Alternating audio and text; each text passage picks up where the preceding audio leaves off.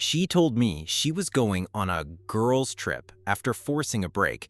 2 days later, her friends posted vacation pics with her ex. She got home to an empty apartment and a note that said, "Closure costs extra." Hey viewers, before we move on to the video, please make sure to subscribe to the channel and hit the like button if you want to see more stories like this. Thanks. I'll be the first to admit, I'm not flashy. I don't throw money around to show off. I'm not the kind of guy who fills his girlfriend's Instagram feed with private jet selfies or bottle service at some rooftop bar. But I work hard, I'm stable, and I always tried to make my girlfriend feel supported. Emotionally, financially, whatever she needed, I was there. We'd been together for 2.5 years, lived together for the last 12 months. I covered most of the rent, utilities, groceries, because she was still finishing up her degree and working part-time. I didn't mind. It felt like an investment in our future. She'd talked about getting engaged. We'd even looked at rings together once, casually. But about 3 weeks before everything went down, I noticed a change. Her phone started going everywhere with her, even the bathroom. She started laughing at messages she wouldn't explain. Our date nights got replaced with vague study sessions or girls' nights, but she never posted anything from them. I'd ask how her night went and get one-word answers. Her energy shifted. She was distant, restless. Then came the conversation. We were in the living room. I was making us coffee, trying to be normal, when she said, "Can we talk?" My stomach dropped instantly. She looked serious, like she'd rehearsed it. She said she felt confused, like she needed space to think. Then came the line I'll never forget. "I'm going on a girls' trip next week. It's already booked. I think a little break while I'm gone will give us clarity." I stared at her. A break? Where is this coming from? We're not even fighting. She shrugged. "It's not about fighting. I don't know what I want right now." I told her I didn't want a break. I told her this felt like an excuse. She said, "It's just a few days. It's not like we're breaking up. I need this. Please don't make it harder." And like that, it was decided. Not by me. I didn't get a vote. The next morning, she was packing bikinis and sundresses into a suitcase, blasting music, acting like it was a summer vacation instead of the quiet death of our relationship. She kissed me on the cheek before she left and said, "Don't overthink things. I'll be back before you know it." As the door closed behind her, something in my gut told me she wasn't coming back the same. For the first day or so, I tried to stay calm. I told myself maybe I was overreacting. Maybe it really was just a girls' trip. Maybe she really was confused and space would help. But something didn't sit right. She barely texted me. A dry, "landed safe," smiley face, followed by silence. No updates, no photos, no "I miss you," not even a basic check-in. Then came day 2. I wasn't even looking for anything. I was just scrolling Instagram out of habit. One of her close friends, someone I'd helped move apartments last summer, posted a story. A beach view, tropical drinks, music in the background. I tapped through and froze. There she was, my girlfriend, wearing the bikini I bought her last Valentine's Day, sitting on a lounge chair, sunglasses on, laughing, next to her ex. He was unmistakable, shirtless, tattooed, arm casually draped over the back of her chair like he owned the space, like she belonged to him. I felt my chest tighten, but I told myself it could be old footage. Maybe this was an old trip she reposted. But the next slide ended that illusion. They were at dinner.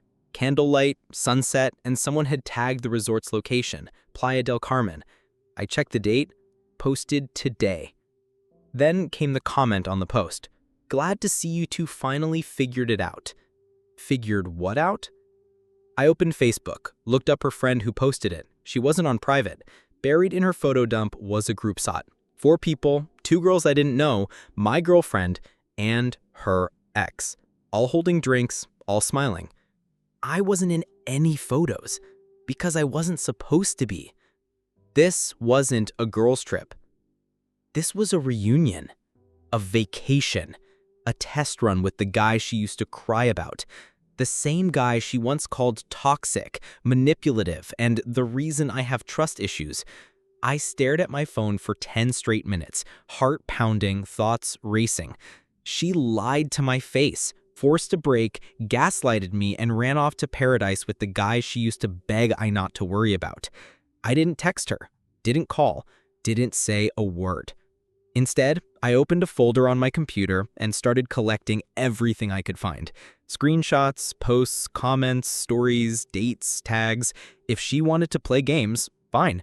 But I wasn't going to play fair. I spent the next few days in silence. Not angry texting, not begging for answers, not blowing up her phone. I wanted her to wonder why I hadn't said anything. I wanted her to feel that creeping panic when she realized I knew, and I wanted time to plan. Meanwhile, she continued posting like I didn't exist, tagged in beach bars, poolside lounges, tequila tastings, jungle tours, always smiling, always next to him. Her girls' trip had completely vanished. The friends she claimed she was going with weren't in any of the photos. It was clear now. Either they never went, or she intentionally framed it that way so I wouldn't question anything. But the best part? Her ex wasn't even tagging her in his posts. He had pictures of himself with captions like, "New memories, same fire," or "Some things are worth revisiting," but never once did he at her, never once claimed her. And her smile in those photos, at first it looked genuine. But by day 4, something changed. The photos stopped, her stories went quiet, and for the first time since she left, she texted me. "Hey, hope everything's okay back home." I didn't reply. 2 hours later, another one. "Can we talk when I get back?" Still no mention of where she was or who she was with. By the end of the day, the flood began. "I think I might have made a mistake. Are you mad? Please just say something." Now she was unraveling. Because silence for a liar is terrifying. It means you're not reacting the way they predicted. It means they've lost control of the narrative. The next night, I got the update that confirmed everything. One of her mutual friends, someone I'd helped get a job at my company last year, DM'd me. "Hey, I'm only telling you this because you deserve better. She's not with him anymore. They had some huge fight. He booked his flight early. She's stuck there trying to figure out how to get home." I replied with just one word. "Interesting." And it was interesting, because now I knew 2 things. He didn't care enough to even pay for her flight back. She was stranded, alone, and suddenly remembering who actually supported her. She wanted to clear her head. Now she had all the space in the world. I smiled, packed up some boxes, and made a few phone calls. Because when she came back, there wasn't going to be a we to come back to. She came back late on a Sunday night. I knew that because I watched it happen from the security camera I'd installed the day after she left. Motion alert, 11:48 p.m. I watched her drag her luggage to the door, exhausted and sunburned, wearing the same designer hoodie I bought her for Christmas. She pulled out her keys. They didn't work. She tried again, then rang the doorbell. I let it ring. I wanted her to feel the same helplessness I did when I saw those pictures, the same confusion, the same betrayal. Then I finally buzzed the mic. "Hey, you're not on the lease anymore." There was silence. Then, "What?" "I had your name removed. I already talked to the landlord. You'll find your things boxed up at your mom's." I didn't yell. I didn't curse. I didn't need to. She stood there for a few seconds, frozen, like her brain hadn't caught up. Then she started knocking. "I just need to talk." I muted the mic. She started crying. I didn't budge. Eventually she left. She didn't even call a cab, just dragged her luggage down the block in the middle of the night, probably to crash at her sister's. And still, I didn't say a word. Not yet. The next morning, she texted me. Then again and again. Dozens of messages pouring in like clockwork. "Please talk to me. I made a mistake. He used me. I didn't know it was going to be like that. I didn't sleep with him. I swear it wasn't like that." Then came the voice notes. I didn't listen to them, but I saved them. All of it. Documentation. Just in case. Then came her friends. 3 of them messaged me on Instagram trying to clarify things. One even said, "You have to understand, she thought she needed closure. She didn't think you'd take it this hard." Take it hard? She lied, gaslighted me, flew out to another country with the guy she said was her greatest regret, and posted thirst trap pics like she was on spring break, then expected me to keep the apartment warm for her return? No. I posted one thing on Facebook that morning, just a short paragraph. No names. Some people don't realize what they had until they lose the roof over their heads, the keys to their future, and the heart that would have done anything for them. I'm not angry, just glad I saw the truth before it cost me any more time. That post blew up.